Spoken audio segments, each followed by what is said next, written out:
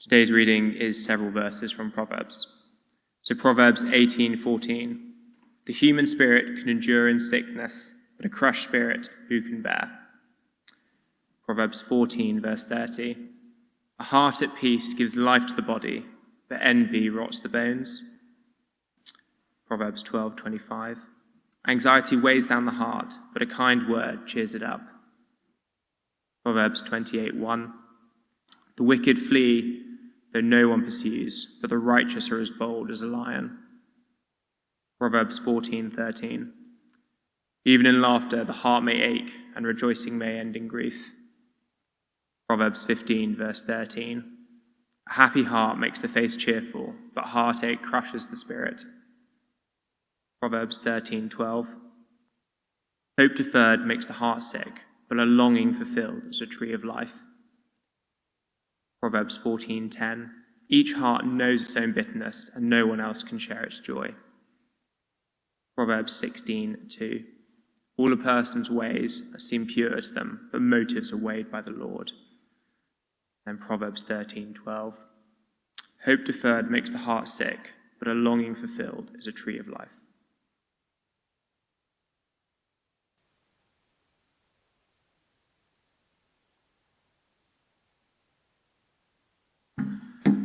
Hey guys, if I could add my welcome to Michael.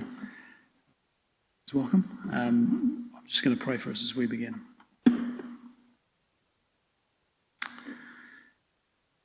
Father, I just pray that you would fill me with your Holy Spirit. I pray that you'd fill each of us with your Holy Spirit as we begin to look at the Word of God. And I pray that your Word would be our rule, your Spirit would be our teacher.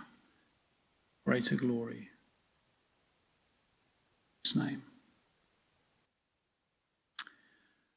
For those that are new, we've been in the book of Proverbs for a number of months now, and we are coming towards the end of this series. Prior to that, we were in 1 Peter. For those that are new, we tend to go through a book of the Bible, line by line, verse by verse. With Proverbs, the way the book is shaped and ordered, sort of themes together, and that's what we're going to be doing today. But our authority is the Bible. We are trying to help people to understand the Bible because we believe it is God's word for today. And today, as I say, we're in the book of Proverbs. Proverbs is all about gaining wisdom.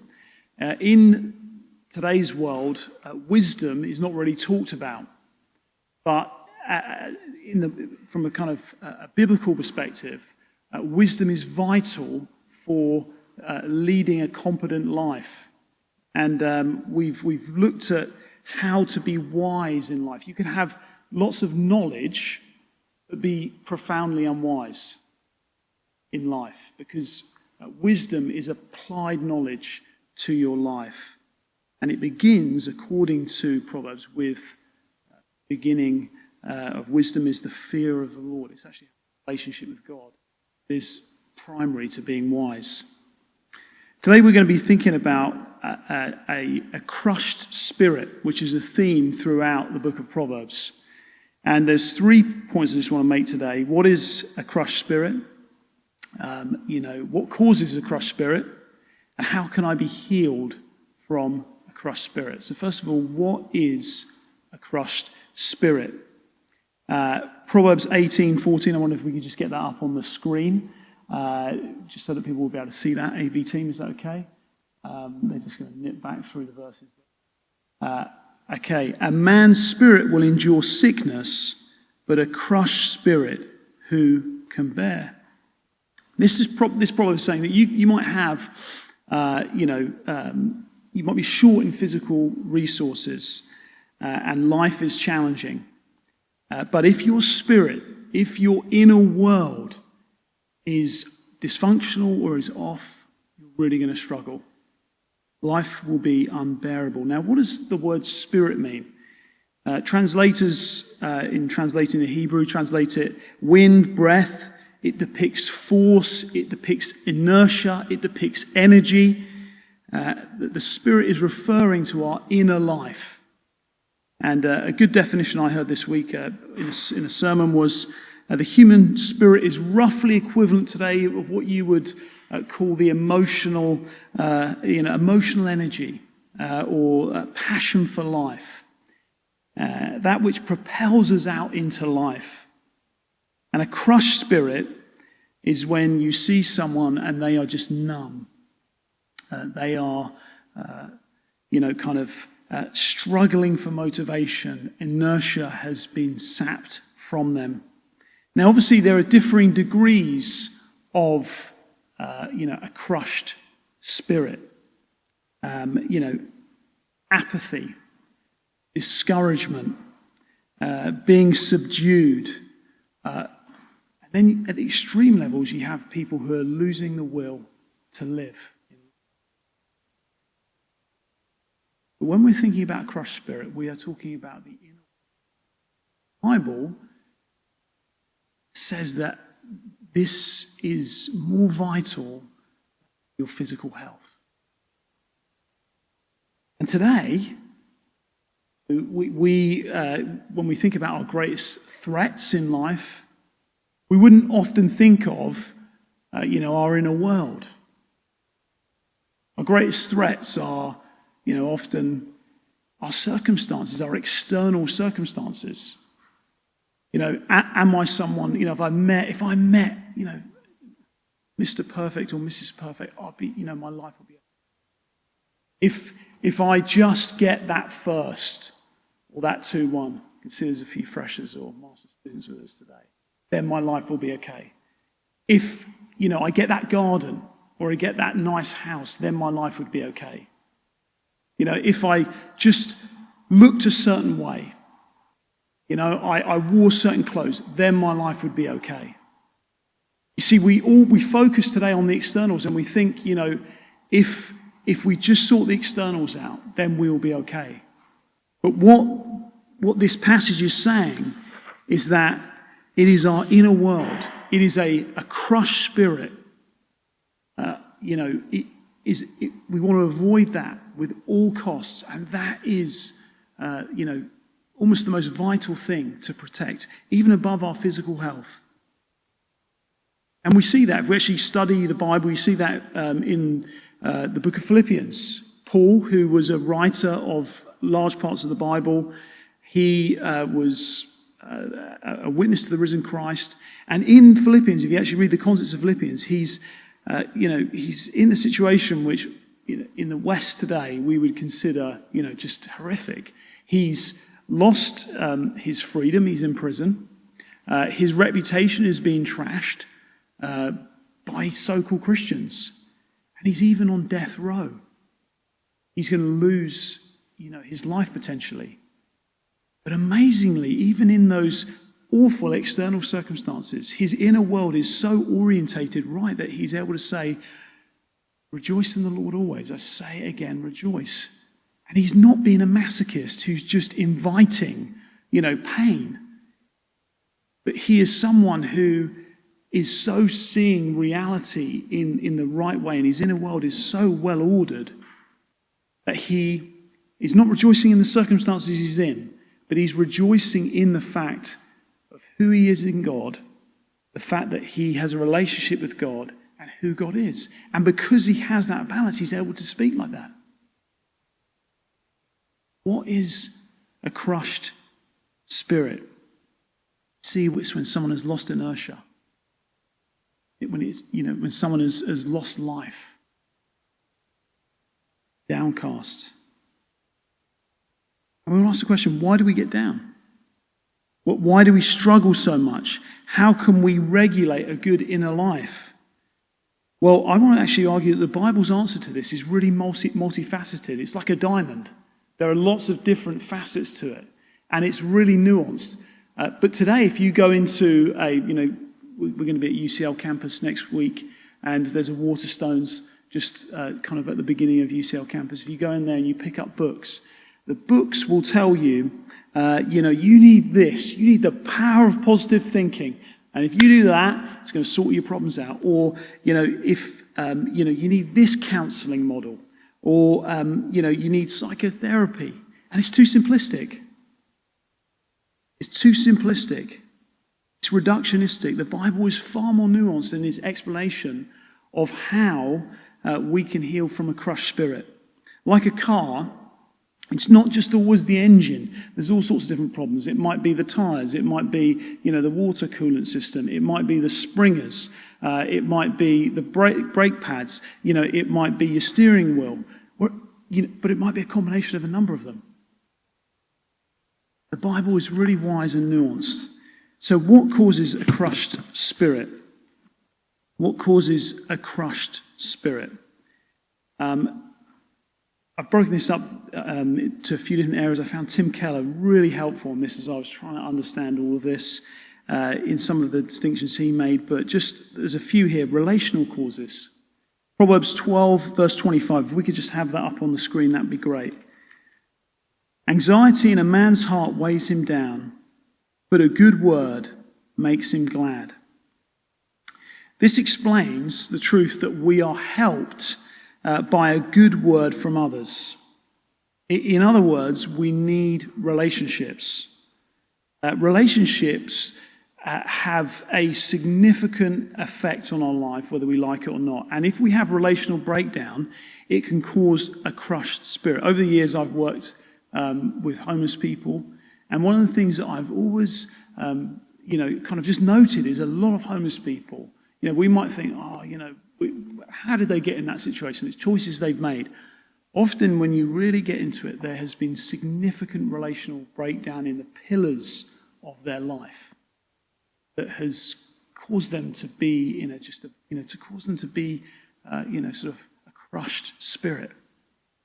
People who go through a divorce, where there's the shame of, is there something wrong with me? Or, the rejection, the humiliation of it. And in the medical world throws medicine at that to try and fix the problem. Sometimes what's needed is just an arm round shoulder. I'm not suggesting that's going to heal some of those different issues, but actually we're more nuanced and multifaceted than just medicine. But actually we are relationally orientated beings. And so that actually often relational causes need to be healed with relationships. But it's not just that a crushed spirit comes about because of relational causes. It's also moral causes. Proverbs 28, verse 1, if we could just have that one up. The wicked flee when no one pursues, but the righteous are bold as a lion. In Leviticus 26, God says, if you disobey me, you will flee even though no one pursues. I was reading just around for this week, and I came across a quote from Sir Arthur Conan Doyle, the author of Sherlock Holmes and the Mysteries. Any Sherlock Holmes fans here? A couple, two, there we go. We live close to Baker Street, and I love going past that museum. 221B Baker Street. My little thing. But apparently, this, Sir Arthur Conan Doyle loved practical jokes. He was someone who just loved to have a little bit of fun. And as a joke, there was 12 respected, kind of people in, sort of respectable positions, moral people, and he said to them, he just sent them a telegram saying, flee, all is revealed. And the numbers on this are not 100% accurate to know, but what I read was that all 12 fled the country. Okay? I've also heard the story where less than 12, fled the country, so I don't want to be accurate at that. But it shows a truth that actually a guilty conscience, can haunt us. There's nothing quite like hitting a pillow with a clear conscience. And moral issues can cause a broken or a crushed spirit, things that we've done, and in our conscience, we're haunted by them. And guilt is like lava flowing down a volcanic mountain. It just seeps into everything that we do.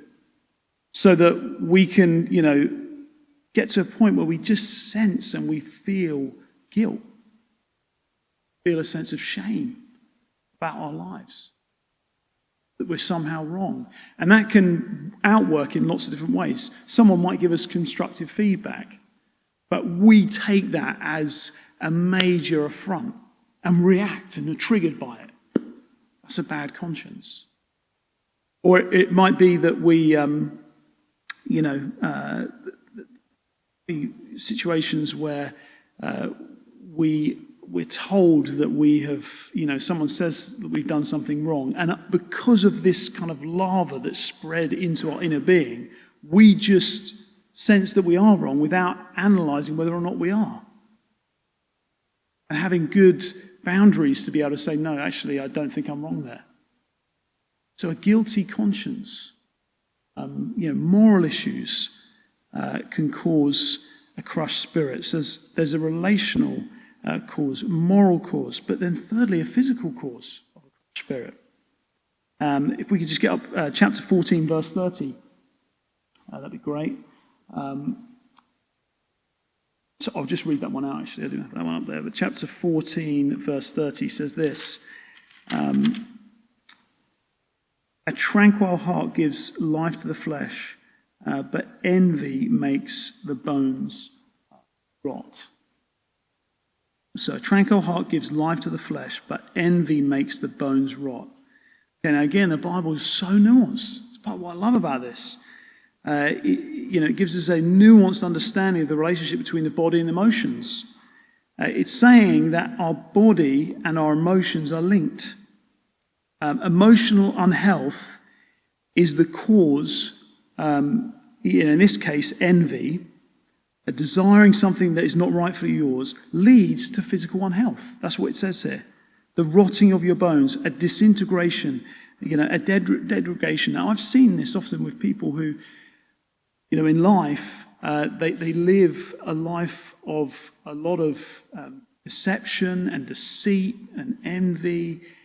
And actually, you can see it physically affects them and disintegrates them. But actually, it's not that we can just live in a world where we are, constantly in conflict with different people and that not have an effect on our bodies. But interestingly, the implication goes the other way round. And this is something that, I've been really helped actually by this study, is that, if we have a weakness in our body, it can affect our emotional health. I had someone recently tell me that they know a cancer patient at the moment who's in their 80s, and they get 4 good hours a month where they feel good. We just have to be realistic. That is going to affect the way that you think and feel. Your spirit is going to be affected. There is a physical aspect to what goes on in our inner being. And therefore, and I'm speaking to a lot of people in their 20s and 30s, stewarding our bodies is actually really important.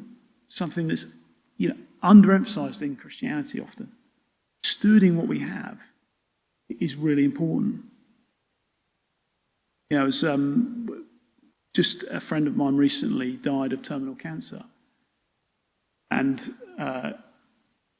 there's no doubt that as I engaged with him, kind of through messages and through phone calls, as his health really deteriorated to the extent where sometimes he'd, go into a meeting and he would literally be lying down, and then when he had to say something, he'd pop up to talk and then go back down. But that affected his spirit. I mean, this guy was incredible, and his inner resources were so enormous that was able to mitigate that physical side of things. But there was an effect, and there is an effect. Fourthly, so we've seen just these different aspects of kind of what crushes our spirit. What is a crushed spirit and what can cause our crushed spirit? So, physical things, kind of moral things, relational things. But fourthly, meaning of life causes. Proverbs 14, verse 13, if we could maybe get that one up. Even in laughter, the heart may ache, and the end of joy.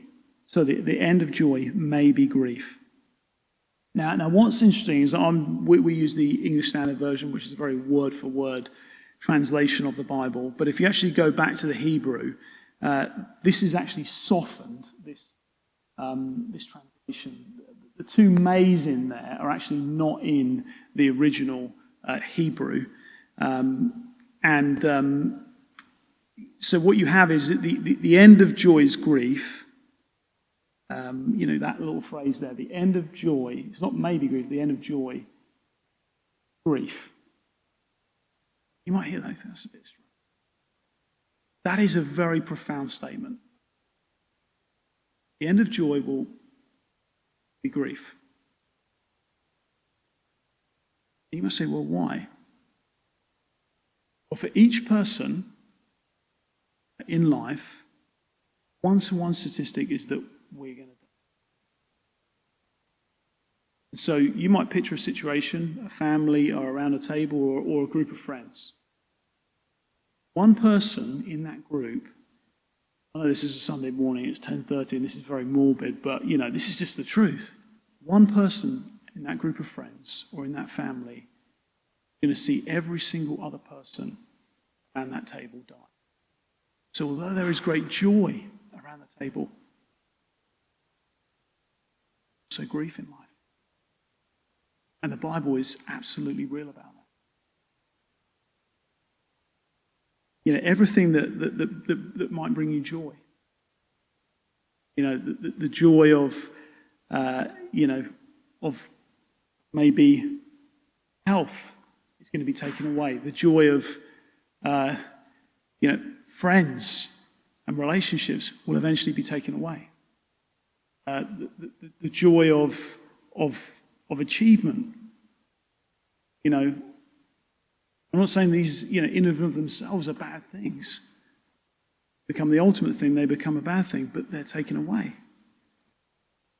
And it kind of leaves us with the question of meaning. And if you're someone who doesn't believe in God, or maybe you're an agnostic, one of the challenges is that, I was listening to Richard Dawkins, the famed kind of atheist biologist from Oxford University. He used to be one of my neighbours, and actually got to know him a little bit over time. But he is honest in saying there's no meaning. There's no real significance in life. You believe no God and there's nothing afterwards. That is crushing. That has to be acknowledged. That has to be, kind of worked through. I've seen a debate between Richard Dawkins and also John Lennox. John Lennox is a Christian. He's a scientist at Oxford University. Really smart guy. And he is articulating in the debate that there is great meaning Christian. Because there's meaning to what we do here. There's meaning to our suffering. Because we know that there is a life to come. And for some, as they really get into the whole meaning question, it's just crushing. It's crushing. So we've seen, haven't we? We've seen this, these 2 points of, what is a crushed spirit, and kind of what causes a crushed spirit. But thirdly, we want to think about how can we heal. The Bible never just leaves us with problems, it always gives us solutions. And so, we're going to go through those different points, relational issues. Some of our issues in life are a result of our own actions, what the Bible would call sin. But there are other also problems where we've been wounded, where people have sinned against us. And Proverbs talks about in an abundance of counselors or friends, there is wisdom. And seeing a trusted friend, a counselor, to help you unpick something that has really unhelpfully happened to you, it caused by someone else, can be really helpful. Praying for deep relationships, nurturing those relationships. Being in a place long enough where you are able to foster relationships. That is a big challenge in a place like London, where it's kind of like, yeah, I'm in here and I'm out here. But if we grow in community, we often think, oh, I'm going to choose who I'm going to become, and I'm going to become that. That's what the culture tells us. That's just not true. Why is it everyone, says to me, you kind of really, and there are aspects of you that are really like your mum and dad. Well, I'm a chip off the old block. Why? Because that was the primary community that I was raised in. As I've grown in life and, kind of moved into different places, I've been shaped in other communities. But we're shaped in community. That's just the truth. And so investing in relationships, quality Christian friends where we're going to be in relationship for the long term is so vital. Why when I say here, we'd love people to hang around at TCCL for them. It's not just, kind of got to keep the ship going. It's because that's actually what helps people to flourish. It's what's going to help us to flourish as a community. So that's the first thing, relational. How can we heal from a crush bit relational issues? Secondly, moral issues. Becoming aware of what we call our shadow. The fact that each of us has a temperament, a personality, which means that we have weaknesses, we have tendencies towards sin, of rejecting God and rejecting other people. Being aware of that. Having relationships where we're able to be honest about some of the, the sins that we're struggling with. Do we know anyone like that? Do we have that sort of honesty of relationship? Never forget in my, second year of university, starting those sorts of relationships. It's such a relief. Honest with people. So that there's moral issues, medical issues.